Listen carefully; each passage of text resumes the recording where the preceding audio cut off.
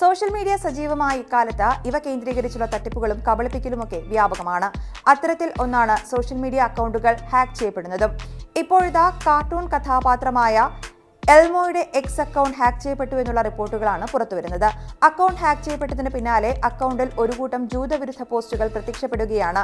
എല്ലാ ജൂതരും മരിക്കണം, president Donald Trump നെതന്യാഹുവിന്റെ പാവയാണ് തുടങ്ങിയ അധിക്ഷേപ പോസ്റ്റുകളാണ് അക്കൗണ്ടിൽ പ്രത്യക്ഷപ്പെടുന്നത്. ജൂതന്മാർ ലോകത്തെ നിയന്ത്രിക്കുന്നുവെന്നും അവരെ ഉന്മൂലനം ചെയ്യണമെന്നും പോസ്റ്റുകളിലൊന്നിൽ പറയുന്നു. ജെഫ്രി എപ്സ്റ്റീൻ ഫയൽ ട്രംപ് പുറത്തുവിടണമെന്നും അക്കൗണ്ടിൽ വന്ന പോസ്റ്റുകളിലൊന്നിൽ ആവശ്യപ്പെടുന്നു. അതേസമയം ആരാണ് എൽമയുടെ എക്സ് അക്കൗണ്ട് ഹാക്ക് ചെയ്തതെന്ന് വ്യക്തമല്ല. വംശീയ അധിക്ഷേപവും ജൂതവിരുദ്ധ പോസ്റ്റുകളും അശ്ലീല ഭാഷയും ഉപയോഗിച്ചുള്ള പോസ്റ്റുകളാണ് പങ്കുവച്ചിട്ടുള്ളത്.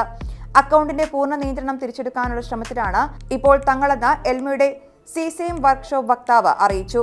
ജെഫ്രി എപ്സ്റ്റീൻ ബാലപീഡന പരമ്പരയിൽ ട്രംപിനും പങ്കുണ്ടെന്ന എക്സ് ഉടമ ഇലോൺ മസ്കിന്റെ ആരോപണം അടുത്തിടെ വിവാദമായിരുന്നു. കേസ് റിപ്പോർട്ട് ട്രംപ് രഹസ്യമാക്കി വച്ചിരിക്കുന്നത് അതുകൊണ്ടാണെന്നും മസ്ക് ആരോപിച്ചിരുന്നു. ശതകോടീശ്വരനും ലൈംഗിക കുറ്റവാളിയുമായ ജെഫ്രി എഡ്വേർഡ് എപ്സിന്റെ കേസുമായി ബന്ധപ്പെട്ട രേഖകളിൽ നിരവധി പ്രമുഖരുടെ പേരുകളുണ്ടെന്നാണ് റിപ്പോർട്ട്. നിയമവിരുദ്ധ പ്രവർത്തനങ്ങൾക്കായി നിരവധി പ്രമുഖർ എപ്സിന്റെ കുപ്രസിദ്ധമായ ദ്വീപ് സന്ദർശിച്ചിട്ടുണ്ടെന്നും പറയപ്പെടുന്നു.